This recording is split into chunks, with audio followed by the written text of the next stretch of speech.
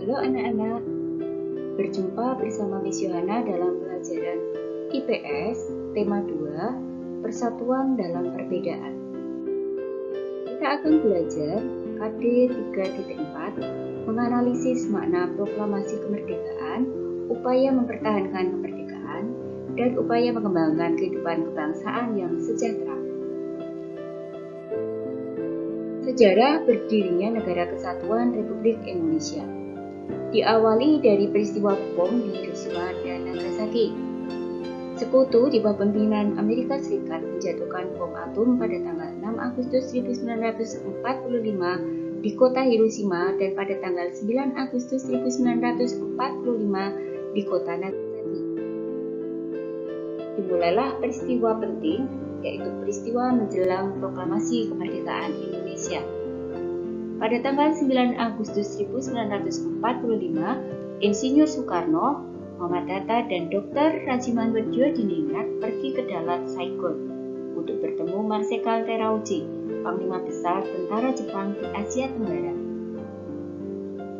Panglima tersebut menyampaikan informasi kepada pemerintah Indonesia bahwa Jepang akan memberikan kemerdekaan kepada bangsa Indonesia. Saat itu, tentara Jepang sedang terdesak oleh tentara sekutu. Beberapa wilayah Jepang dijatuhi bom oleh tentara sekutu. Maka untuk menarik simpati rakyat Indonesia, Jepang memutuskan untuk menghadiahkan kemerdekaan. Pertemuan antara Panglima Jepang dan pemerintah Indonesia memicu pertentangan di dalam negeri. Terjadilah perbedaan pendapat antara tokoh golongan tua dan tokoh golongan muda. Golongan muda tidak ingin kemerdekaan Indonesia diatur oleh Jepang. Mereka menginginkan proses kemerdekaan Indonesia disiapkan oleh bangsa Indonesia tanpa ada campur tangan asing. Teks proklamasi mulai ditulis. Teks proklamasi ditulis di rumah Laksamana Tadashi Maeda, Jalan Imam Bonjol nomor 1 Jakarta. Para penyusun teks proklamasi adalah Insinyur Soekarno, Dr. Andes Muhammad Hatta, dan Mr. Ahmad Subarjo. Konsep teks proklamasi ditulis oleh Insinyur Soekarno.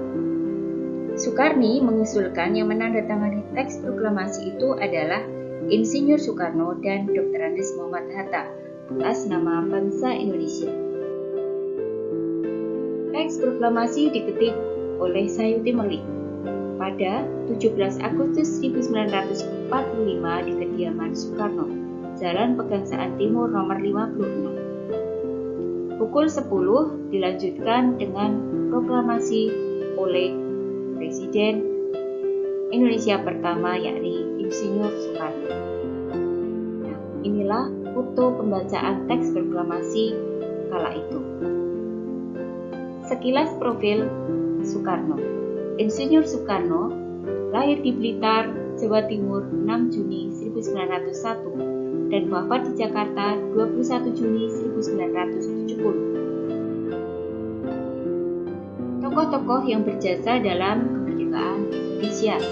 Yang pertama, Dr. Andes Muhammad Hatta atau sering dipanggil Bung Hatta. Bung Hatta menyusun konsep teks proklamasi bersama Bung Karno dan Mr. Ahmad Subarjo. Beliau ikut menandatangani teks proklamasi atas nama bangsa Indonesia bersama Bung Karno.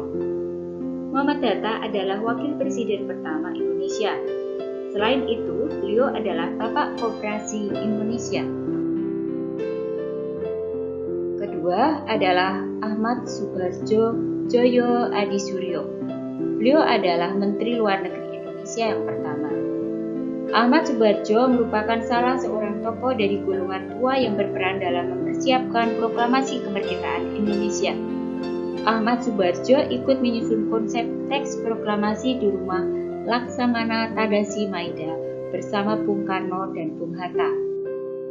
3. Laksamana Tadashi Maeda. Beliau adalah seorang perwira tinggi Angkatan Laut Kekaisaran Jepang. Beliau membantu persiapan konsep teks proklamasi kemerdekaan dengan mempersilakan rumahnya digunakan untuk kegiatan yang sangat penting. Di rumahnya berkumpul para tokoh bangsa yang berjasa besar. Walaupun beliau orang Jepang, beliau rela membantu Indonesia karena simpati terhadap rakyat Indonesia.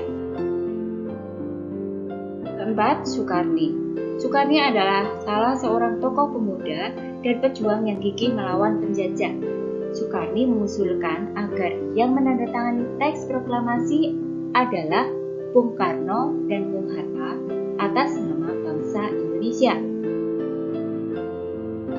Yang kelima adalah Ibu Fatmawati. Beliau juga istri dari Insinyur Soekarno atau istri dari Presiden pertama Indonesia. Fatmawati menjahit bendera pusaka Sangsaka merah putih yang dikibarkan pada upacara proklamasi kemerdekaan Indonesia di Jalan Pegangsaan Timur nomor 56 Jakarta. Keenam adalah Sayuti Meli.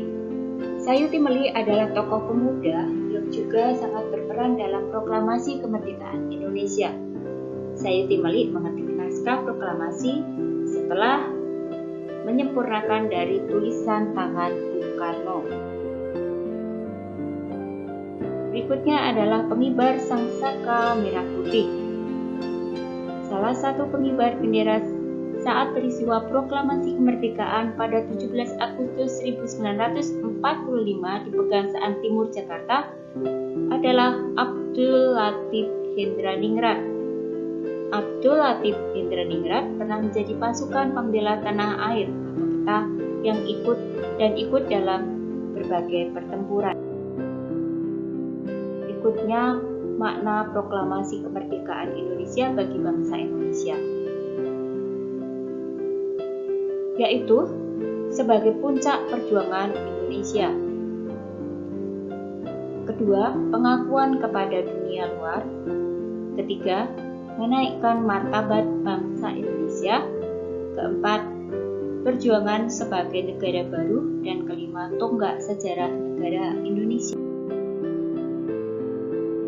Nah, ini adalah makna proklamasi kemerdekaan bagi bangsa Indonesia pada masa kini, yaitu berakhirnya hukum kolonial dan digantikan dengan tata hukum nasional. Kedua, merupakan jembatan emas menuju masyarakat adil makmur dan berdaulat. Ketiga, memberikan kesempatan kepada seluruh rakyat untuk menjadi masyarakat mandiri dan cerdas yang memiliki nilai-nilai budaya yang tinggi. Penerapan makna proklamasi kemerdekaan Indonesia di kehidupan sehari-hari. Proklamasi kemerdekaan Indonesia menandai kelahiran bangsa Indonesia sebagai bangsa yang merdeka dari penjajah. Oleh sebab itu harus kita maknai dalam kehidupan sehari-hari dengan 1. Menumbuhkan sikap toleransi. 2. Mengutamakan kepentingan bersama di atas kepentingan pribadi. Dan yang ketiga, saling menghargai dan menghormati. Nah, sampai di sini materi kita hari ini dan selamat belajar. Tuhan Yesus memberkati anak-anak semua. Bye-bye.